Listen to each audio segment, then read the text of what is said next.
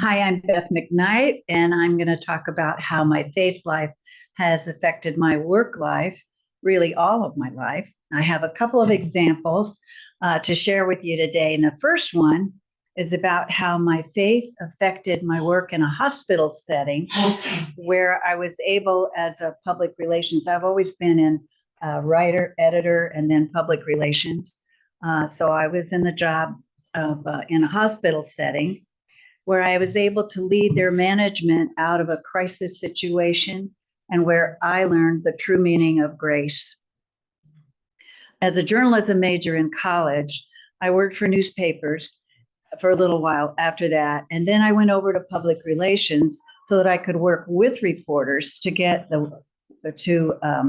educate the public on the work that my clients were doing that affected so many people, the good work that they were doing. So at one point, I was hired as Director of Public Affairs for National Jewish Hospital, the Lung and Treatment Center, Lung and Research Center in Denver. And I was hired with the understanding that in 6 months, I would become a vice president equal to the VPs of marketing, development, and the clinical departments in the organization. Now, about a year before I came on board, the hospital had experienced a real tragedy involving a teenage boy named Jesse Finley, who was a patient in a peanut allergy study.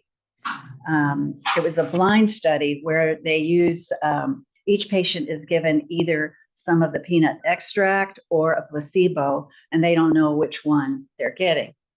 And due to a pharmacist error, Jesse was accidentally given a dose of the peanut extract when he was supposed to get the placebo, and he went into anaphylactic shock and died. It was the first time anyone had ever died at National Jewish.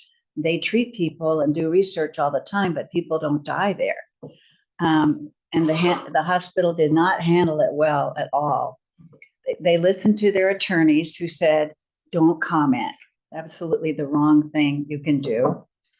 And the news media was livid that nobody would talk to them about what happened. They wouldn't express condolences. They wouldn't take responsibility. They even just to explain what happened. They buried their heads in the sand, basically. And to add insult to injury, shortly after Jesse died, Jeannie, his mother, received a fundraising letter from National Jewish. You can imagine how that went. So the hospital's image had not recovered even after nearly a year. Editorial writers and reporters were just on them like a rash. This wouldn't give up because they didn't trust them, and any other news they tried to send out, they wouldn't print it. So the board and CEO knew they needed to bring in someone who had dealt with crisis communications, get their hospital back in good graces with the media and the public, and then move forward in keep pursuing positive press around the country on the good work that they were doing, which was extensive. I had worked in corporate public relations before that for the Southland Corporation's 7-Eleven stores in their Mountain Division. And when we turned around a negative image from the fact that their stores were frequently robbed and were often scenes of crimes, we took dramatic steps to change the way the stores were designed, the way the employees were trained, the way they handled money, and we provided numerous safety measures, including developing close relationships with the police departments. We even put a cop shop in one of our new stores in a high crime area so the policemen could come and have coffee and donuts and be a presence that the community wanted. So then we invited the news media to cover these dramatic changes, and boy, what a difference it made in the company's reputation and in the sales. Everything improved. I also developed some kind of creative programs, tying our stores in with Denver Public Schools, a reading program, Mothers Against Drunk Driving, the State Wildlife Division, all kinds of interesting things I got to do. All of this, though, was designed to connect the more human side, the caring side of the company with its customers. And a colleague of mine had the ad agency that had the advertising account for National Jewish. And he suggested to them that they hire me to replace the public affairs director that they'd had for 12 years. And they did. They hired me, and I kept the previous director on my staff as a writer, which he felt better suited him anyway for all that time. So that worked out. But I felt the first thing National Jewish needed to do was face up to its failure in the peanut study before anything else could be done. And then to apologize to Jesse's mother, find a genuine way to honor her son's memory, and make sure that the same mistakes that the hospital did would never happen again. And then through it all, communicate with compassion and honesty. So I got the hospital's patient advocate and chief of medicine to agree to go with me to meet with Jeannie if she would have us. I can remember sitting in my office and saying a prayer, and then just that she would at least be open to talking with me and hearing what I had to say. That would be a big step. Then I just picked up the phone and called her, and she was gracious enough to talk with me. At the end of that conversation, she agreed to have the three of us come and meet with her at her house. When we arrived that day outside her house, we stood together, and the three of us said a prayer that that she would hear again what we had to say, and just that she would maybe work with us somehow. What an amazing sight when she opened the door and invited us in. We walked into her living room, and there were trays of cookies and crackers and cheese and fruit and lemonade. She was serving us. It was quite humbling. The chief of medicine told her how much the physicians, the nurses, and staff had cared for her son and were really still mourning his death. And I told her that the leadership of the hospital knew that they blew it by not commenting on the tragedy of his loss and taking responsibility, and how employees at all levels, including the top executives and board members, were deeply sorry for all that had happened. She was visibly relieved and glad to hear this. She hadn't heard anything like this. Sometimes I think all you need to do, it doesn't always work, but a lot of the times, is just reach out and talk things through with compassion and honesty. I think that's where my faith has come in really in all of my work I've ever done. I wasn't going to lie or try to smooth things over, and I was glad the hospital CEO supported that approach. I was inspired by this woman. Here was this single mom. She raised the child to his teen years only to lose him in what was supposed to be a safe hospital setting. It must have just been horrible. I asked her to think about any ways that we could honor Jesse because we genuinely wanted to. And she said she would. In further phone conversations and get-togethers for coffee with me, we decided that I would produce a booklet explaining peanut allergy, the testing process, and how future studies at National Jewish would not be the same as, would not be like Jesse's was. It would not be blind studies. They were not going to do that anymore. The booklet that would be given to families of patients and anybody that was wanting to participate in these studies would be dedicated to Jesse, and Jeannie would approve the final copy. We also put together a design, which this is a part I love, for a sanctuary on the hospital grounds where patients and their families and workers at the hospital could just go and sit by some beautiful flowers in a small pond, and just enjoy some quiet time. Our landscape manager designed the area with flowers, whose each of them had specific meaning for comfort and healing, each color flower. And those were described in a little pamphlet that was available right by the pond. And the sanctuary was called the Jesse Finley Sanctuary, and it turned out just beautiful. I asked Jeannie if she wanted to be involved or left alone when we started another peanut study down the road with the new protocols, because we both knew the news media would really be seeking her out. She had moved after Jesse's death, and she wanted no involvement and no press contact. I'm sure she'd had enough. I totally respected her wishes, and when the day came for the start of our new study, we had a room and a hallway full of reporters and TV cameras waiting to interview the patients involved in the study and watching to see what we would be doing differently this time around. Weren't these patients afraid for their lives? We were about to begin the news conference when I got a phone call at the nurses' station, and it was Jeannie.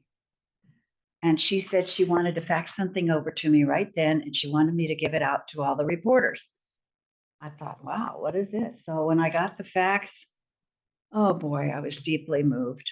I quickly copied and handed it out to everybody there.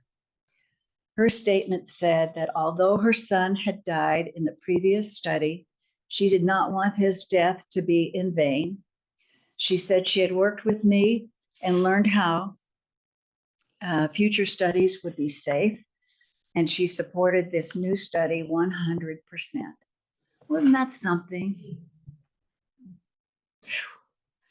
Of course, that was the headline and the news coverage. That's what all the media took as their main story, and the hospital was seen as having turned around a negative situation and was moving forward in a positive direction to really help people suffering from peanut allergy. It's very serious.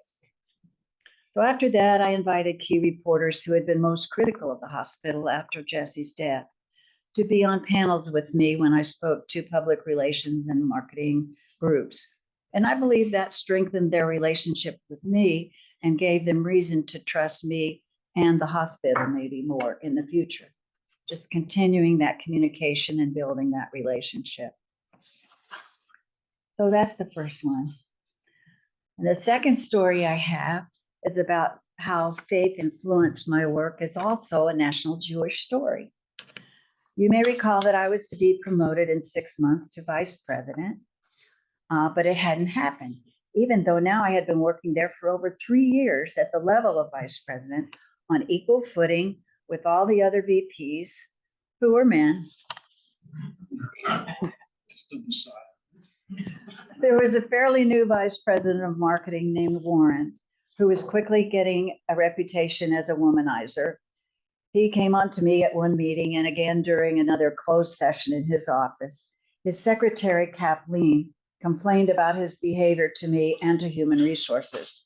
One day I walked into their department and I saw Warren leaning over Kathleen and put his hand on her leg pretty high up. She jerked away and left the room. She reported the incident and filed a lawsuit for sexual harassment. And I was proud of her for standing up to him. Shortly after that, I got a call from the hospital's law firm, the biggest law firm in Denver, and the attorney asked if I could come to their downtown office. I said, sure. It was Friday afternoon when I arrived, taking the elevator, the 57th floor. As I got out of the elevator, I was just amazed at the beautiful panorama view of the mountains and the cityscape. What a place to work that would have been. A well-dressed executive came out and said, Beth, so good to see you. We know what a great job you're doing at National Jewish, and so does the CEO and the board. And we know you're a team player, and you're on tap for a vice president position, which is going to happen very quickly as soon as we get through this glitch of a lawsuit by Kathleen. Can we count on you not to testify on her behalf in court? You were the only witness to what she says happened. So now Warren is going to be fired. So all this is going to be resolved, and you're going to be public affairs vice president. I'm like, wow, how about that? So I said I'd think about it and get back to him on Monday. That weekend, I went for a hike in the mountains near my house in Boulder. And at some point, I sat on a rock and looked out over the landscape that I just loved. And I remember asking myself out loud, really loudly, Beth, who are you? Who are you? I'm not somebody who gets the prize promotion because I won't stand up for a woman who needs what only I can give. So I told the attorneys on Monday that I was going to testify on Kathleen's behalf, knowing that would be the end of any decision to make me a vice president. And of course it was. But I know that the Holy Spirit guided me through my whole time working all the years at National Jewish, when I got to learn about, first of all, and then educate people all over the country on the cutting edge research and treatment that was being done at this amazing, amazing place, really. And also, when it was time to give up the position that I thought was so important, and believe me, I did. Because of my strong belief, though, in doing what was right, I never regretted that decision for a minute. Never. I left the hospital not long after that and formed my own business, gaining wonderful clients at the Colorado School of Mines and 10 NASA space research centers at universities around the country. I had the time of my life in that work, and even got to fly in NASA's zero gravity jet called the Vomit Comet. Because I got international press coverage on a fire suppression technology that was being used in space and also going to be used on Earth. So I'm living proof that it pays to listen to your heart in difficult situations and trust the Holy Spirit to guide you.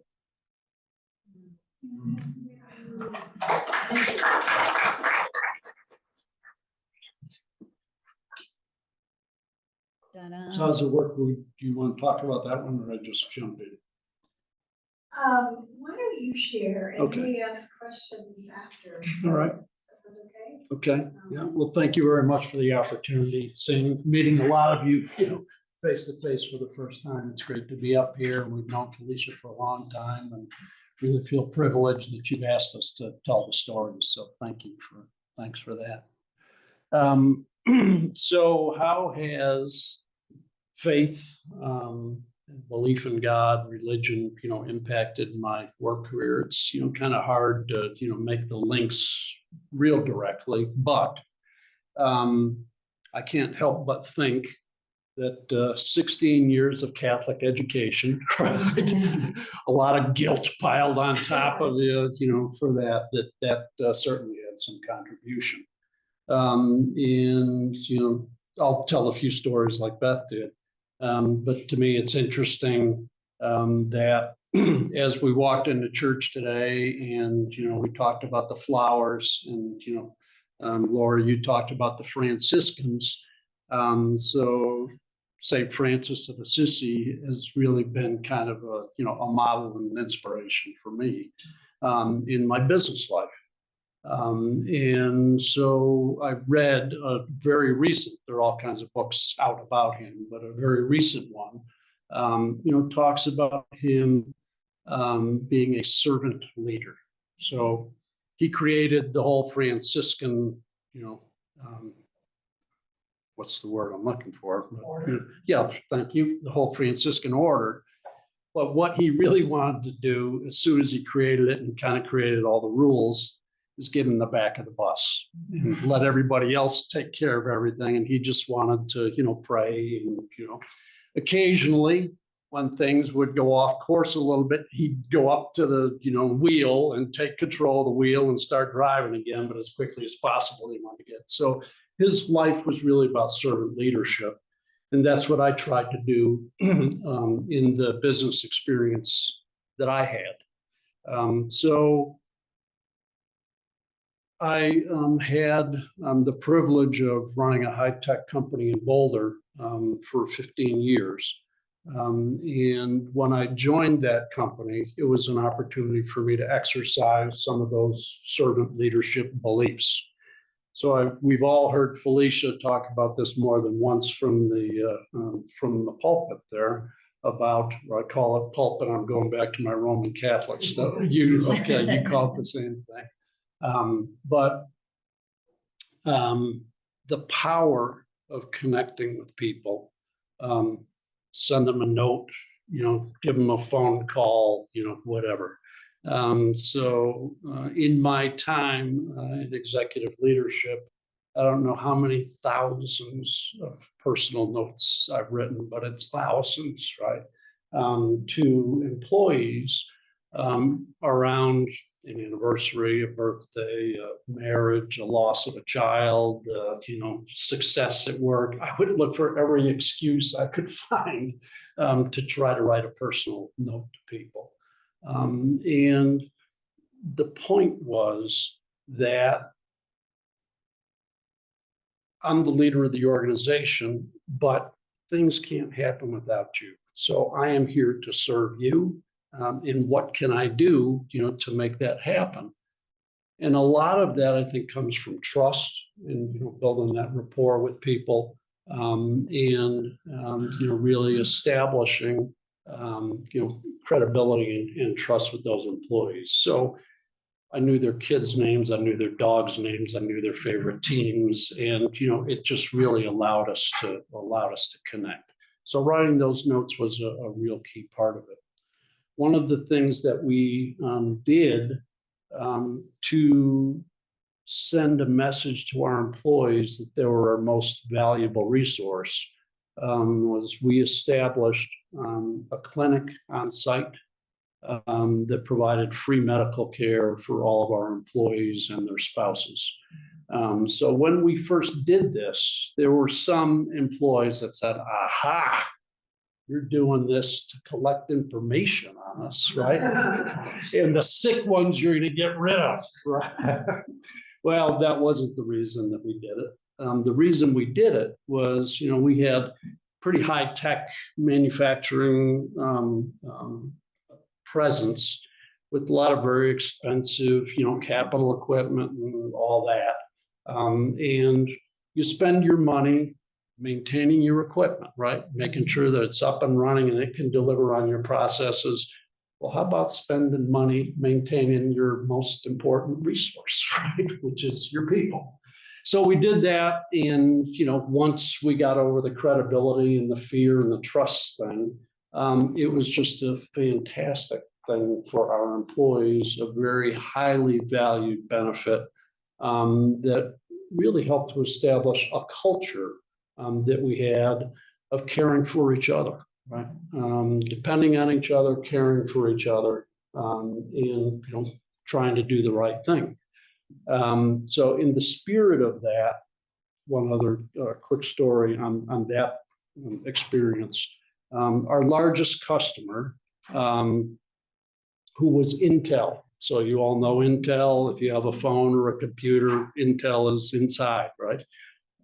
So they were our largest customer, and they were coming for an audit, quality audit. And we had prepared for months for this audit. So on the appointed, we're the quality system and the procedures and every individual getting comfortable being audited and all that stuff. So on the appointed day, these 6 individuals arrived from Intel to begin the audit. It was going to be a 3-day audit, so it was pretty extensive, pretty deep. And the audit commences, and mid-morning I go around and check, with a few of the people who have been audited, and they were in tears because Intel is pretty aggressive in their auditing methods, right? So it comes time, and so these employees were concerned that they had blown it, right? That because they didn't have the right answer, because they didn't react well under pressure, that we were in trouble. So it came time for lunch on that first day, and my team and the Intel team were in our conference room, and I asked my team to leave. And so I started talking to the Intel auditors and said, I've checked with a few employees this morning on how the audit's going. And a number of them were really concerned, and disappointed in their performance, and, worried that they had blown it for us. So I talked to the folks from Intel and basically said to them, I didn't appreciate their methods, right? And that, being abusive to our employees wasn't going to cut it for me. So I said, either you change your behavior or you pack your bags and leave now. So they came back with, well, that's our culture. The culture at Intel is, they describe it in 2 words. And it is about constructive confrontation is what they call it, right? So my response to that was, that may work for you in your culture, but that's not who we are. So change your behavior. Our culture is, and I went through some of the details of that, and while you're in our house, you respect our culture. When we're in your house, we'll respect your culture, but your behavior needs to fit. So we got through that. They stayed. We got through the audit fine. They continued to be our biggest customer. The power of that, of standing up, kind of being the servant leader, right? Trying to, protect our employees. When word of that got out to our employees, I mean, it was just such a shot in the arm for everybody that we were willing to sacrifice our biggest customer, right? And I mean, fingers crossed, I sure hope the heck that wasn't going to happen. So there was a risk there, but the willingness to potentially sacrifice biggest customer in the interest of standing up for our culture and our beliefs and the principles that we had was very powerful. So 15 years in that organization, I was getting a little restless. And I'd probably done enough damage there. So I was ready to do something else. So I'm going to go back to, I love this final prayer that you've incorporated, the final blessing. May God bless you with enough foolishness to believe that you really can make a difference in this world, right? So I love that. So I was foolish enough. So I retired from that job. And I joined Teach for America at age 58 and moved to Southern Mississippi to teach 7th grade science. So it was, right. So it was an impoverished community in Southern Mississippi. 4,000 people. And, I go with great enthusiasm and foolishness to believe you can really make a difference. That was me. Well, it didn't take me long to realize how foolish it was, right? So unfortunately, it was a community that was just overwhelmed with violence. And it was a failing school, and every week we had, a fight in the classroom, and, one thing led to another. The curriculum for 7th grade science said you're supposed to be teaching the scientific method and the periodic table, and I should have been teaching the cat and hat, right? So it just a real misalignment. And it came to the point one day where the fight in the classroom resulted in me getting hit with a chair. And that's when I decided, that's probably enough of that. So it was foolish and it wasn't going to work. So oftentimes I think we learn the most from failure, right? So as I kind of stepped back and, thought about, geez, this is a failure, right? So what am I going to learn from it? What I learned is that you don't need to go to Southern Mississippi to do great things, right? You can, right? That's maybe possible. But the message for me was, you can do great things wherever you are, whenever you are, right? So I didn't really need to go to Southern Mississippi to do a great thing and to change the world. I needed to focus on what can I do right here, right now, where I am, right, to try to change the world, try to do, good things.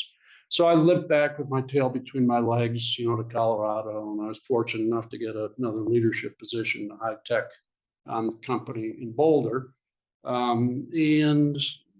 Just a story or two about that. Very similar to the other company. It was all about, getting together with employees, communicating with employees, servant leadership, again, and really focusing on that.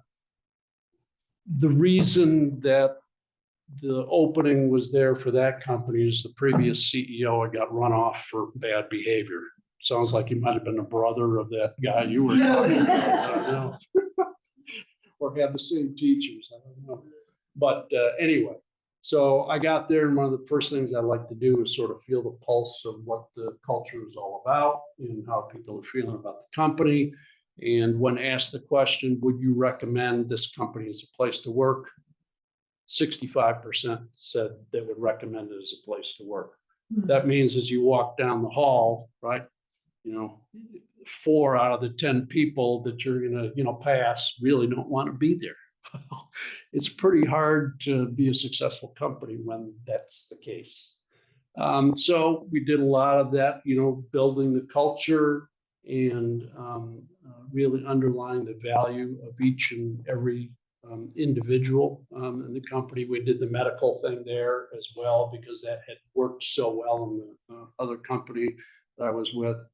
But the servant leadership message was really what it was all about. And just kind of a small minor thing that, was pretty powerful to people was every other Wednesday, what I would do is I would cover reception during our receptionist break, right?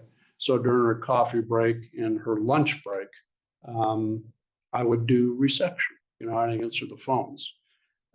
So the message to all of our employees had been, we all need to be ready and willing to do whatever is necessary to contribute to the company to help it be successful. Well, the power of that, it was always interesting when we'd have visitors, right, on that Wednesday. So we'd have customers in or, other people coming to visit, and they walk through and, what are you doing there? Or I'd be in meetings during the day, but then, at lunchtime, I'd go down and, do the reception thing. And it was a very powerful message to customers when they'd come through the door and, holy smokes, the CEO is, they're doing the, the reception. And well, if I were smarter and I could have done the engineering or actually built the product, maybe I would have done that. But I could answer the phone, right? And I could greet customers, as they came through the door. But the connection with our employees, in the servant leadership, the willingness to kind of, get in the back, right? And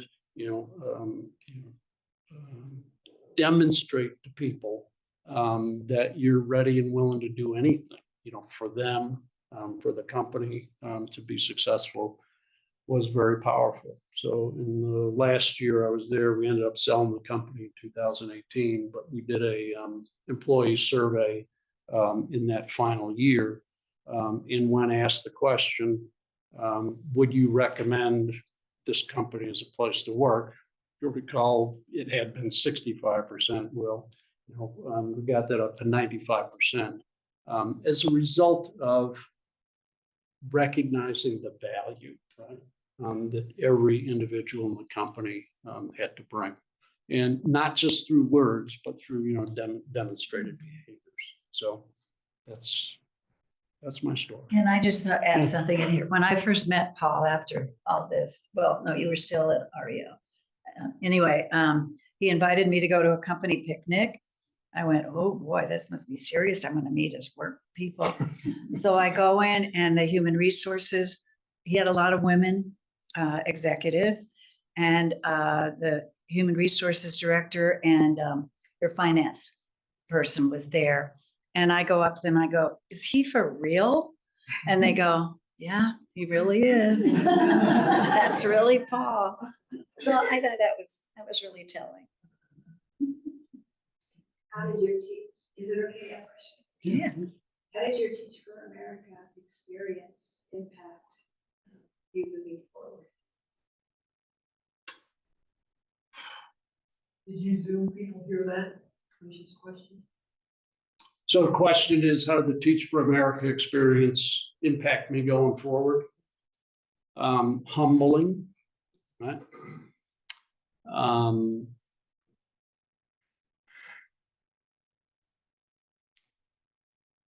So certainly humbling. But I think, Felicia, it probably goes back to, a comment I made about you don't need to go to Southern Mississippi to do great things. You can do them right here. So my niche, right, in where I think I can really make a difference. So it was kind of a self-assessment. Where can I make a difference? And it was probably in that, sort of business, manufacturing, high-tech environment. And you can do a lot of good by running a company well, and getting people to feel good about what they're doing every day and taking care of them from a medical, point of view, providing those kind of resources to people.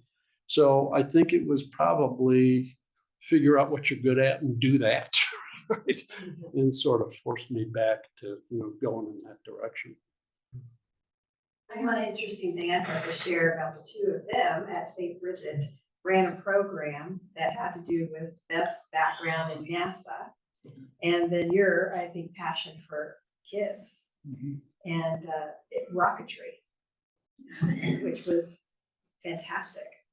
Well, it was fun. There's a program that I developed to educate people, but get specifically students in sixth grade, 6 to 12, excited about science. And so these NASA research centers had developed these programs and technology that it would be good to teach kids about. And so it was an interactive online resource called Space Class. And so one of the lessons was about on what? Asteroids. Yeah, right. What do we do if an asteroid's going to come near Earth? And we had Neil deGrasse Tyson be a speaker on it and all that. Well, anyway, we took that over to a school in Frederick and met with them, for several weeks? It was like an 8-week after school program and resulted in the final one. The final one was a rocket launch. Of course, the kids love that. And they really, we got the rockets that you really can launch and took it out to the playground and they had a ball. I know another place you could really make a difference.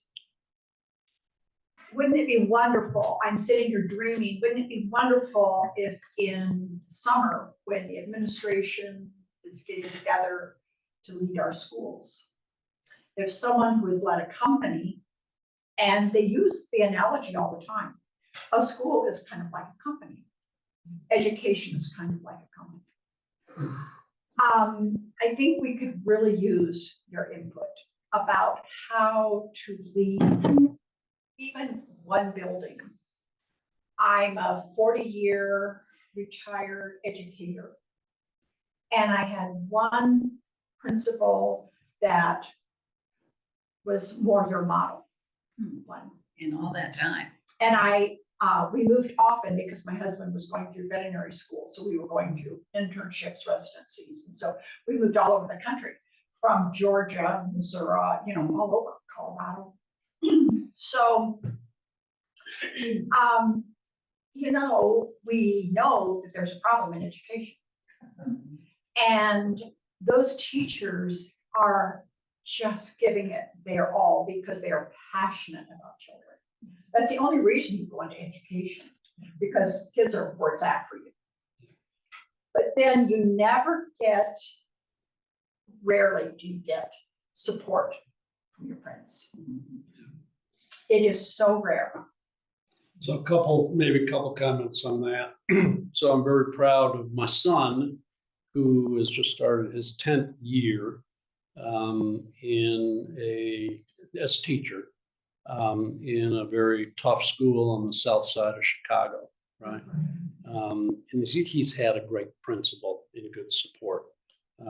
Good. But I think he's out to prove he's a better man than I am. So he's done it for 10 years. I couldn't do it, right?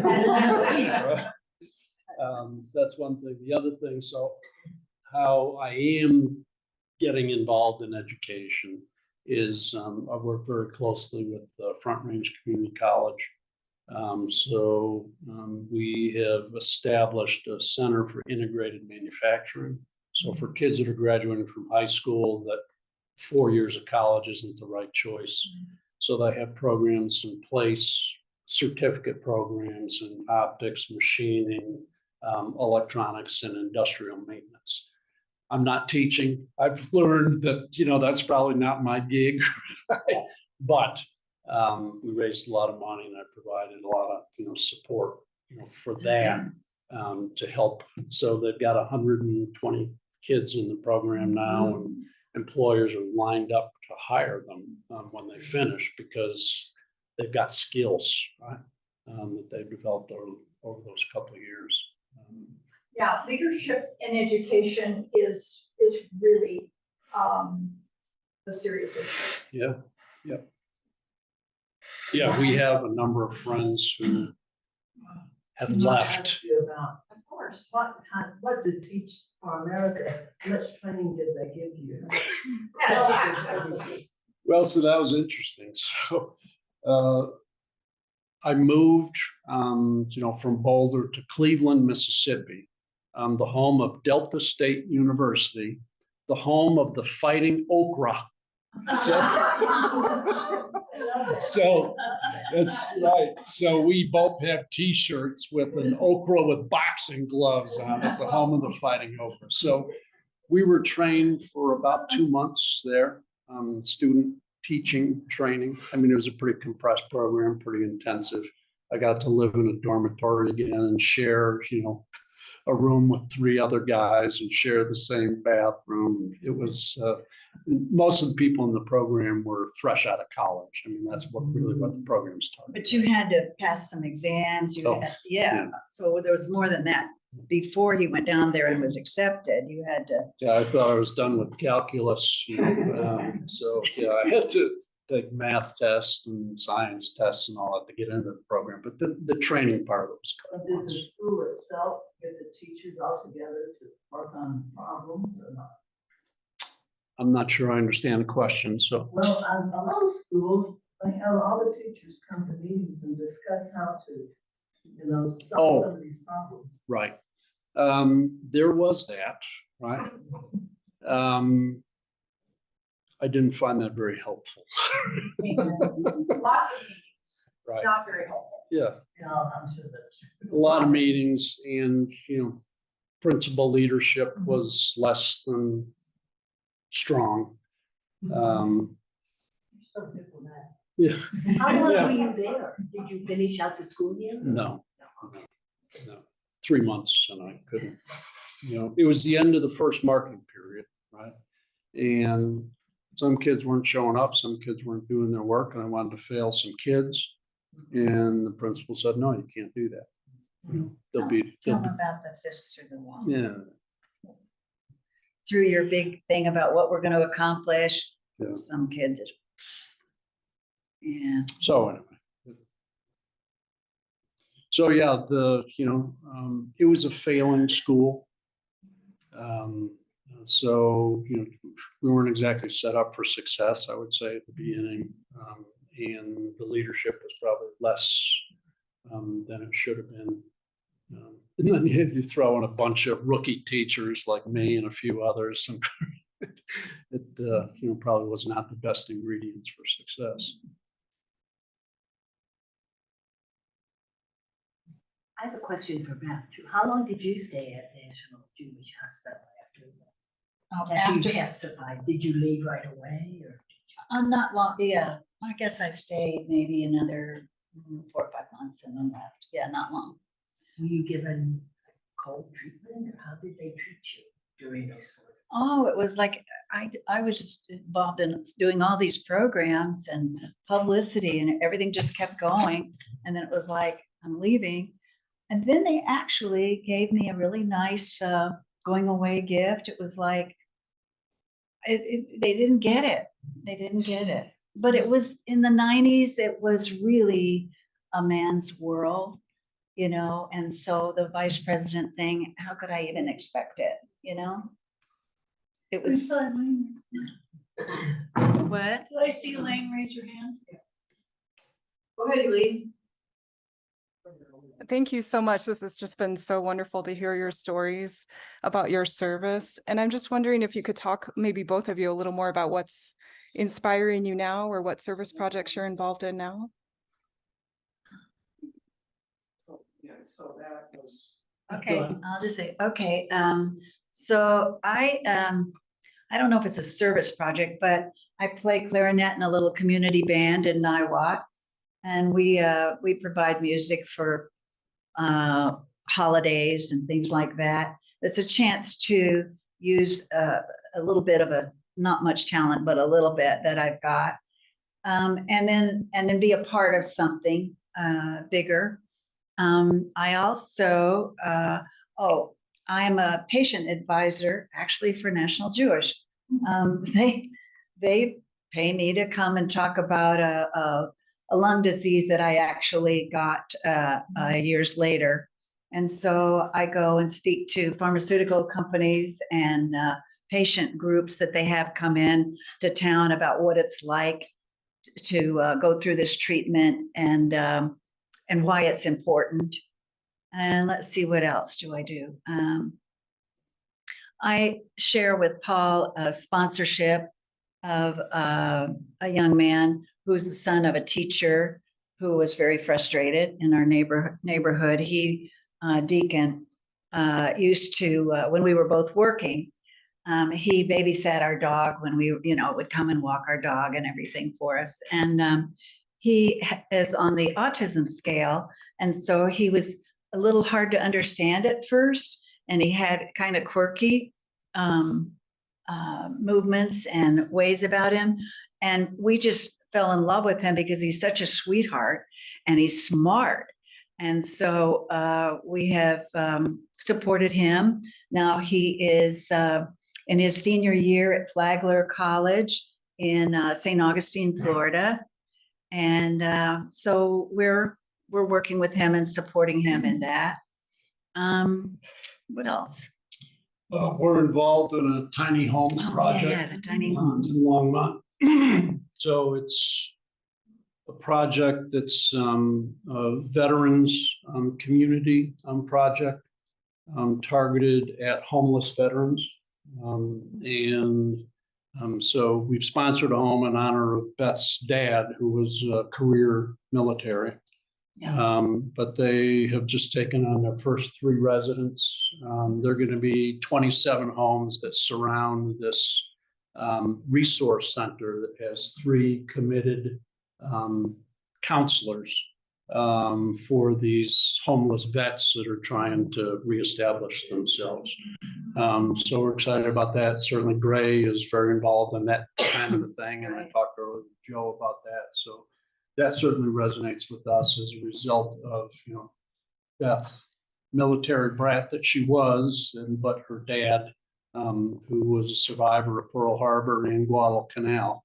Right. So. And he set up a program after he retired from the military. He went back onto Fort Benning and set up a program called Project Transition to help young men or anybody coming back from the Vietnam War, get transitioned back into society, help them get their GED, help them get trained for jobs. He worked with everybody in the community from gas stations to technical jobs, whatever applied. So some of that, I think, rubbed off on us. A couple other things. We are sponsoring an individual who is pursuing his vocation, so becoming a priest in the Catholic Church, and there's a shortage of priests, right?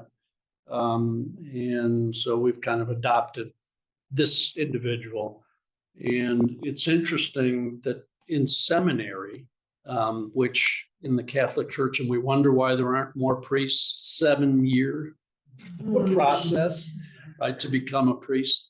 But to enter the seminary, you cannot have any student debt.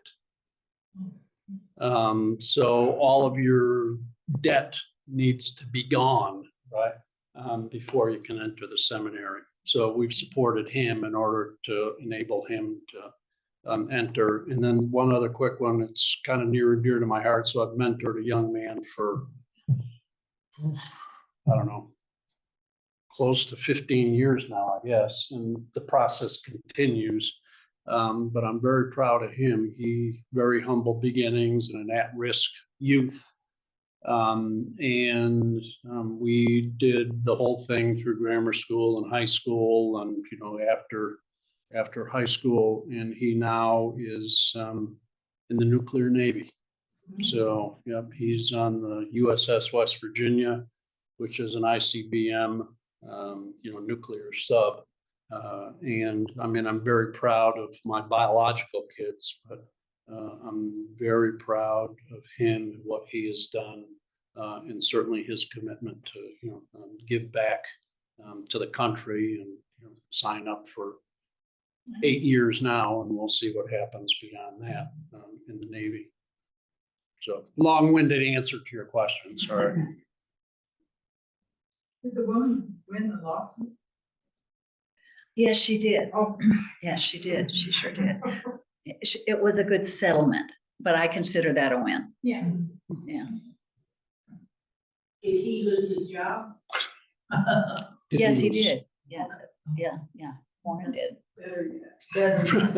Settlement and a punishment. I was curious when you said that the three of you, before you talked to the mother for the first time, the three of you stood outside and said a little prayer. Yes.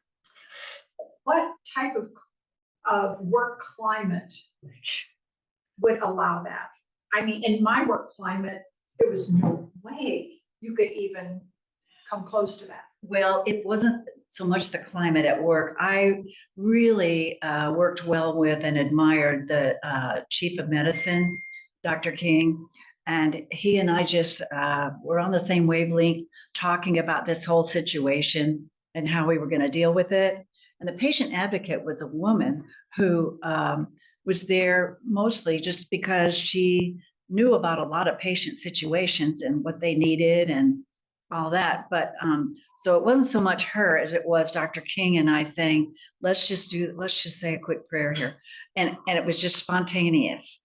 It wasn't so much the culture of the hospital, but it was just us two saying, oh, please let this work. We really want this to work, So that's what it was. Yeah. I'd probably gotten fired. At a public school. Well, yeah, especially these days. Yeah. When I hear stories like yours and others that I've shared in this series, I just realize, there's that sending at the end of our worship service, going out into the world. I mean, it's Yes. sending. We were just at diocesan convention, and the bishop preached on this and called it, send is just too polite a word, and the actual translation is dispatched. We're dispatched into the world to do the work of God in the world. And one of the ideas of our speaker that she did at her church, and I really would like to do this, is it's like kind of take your rector to work day, or take your rector to volunteer, whatever you're doing in the world in God's name, so that I get the opportunity to see selfishly, the work of love in the world that you all are doing. We get examples like that here. But I don't know, I just wonder how this series kind of can continue beyond. It's been so rich in hearing. And the last Sunday, we have Young and Robert sharing with us, scientists, PhD, professors, and that will be next Sunday. So we'll look forward to that. Felicia. I could use another volunteer on Tuesday at food bank. Okay. Okay, that sounds great. Okay.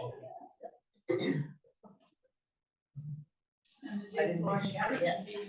I thought that would be too. Are there any other questions before we Wrap up our time. Anything else from you Zoom folks?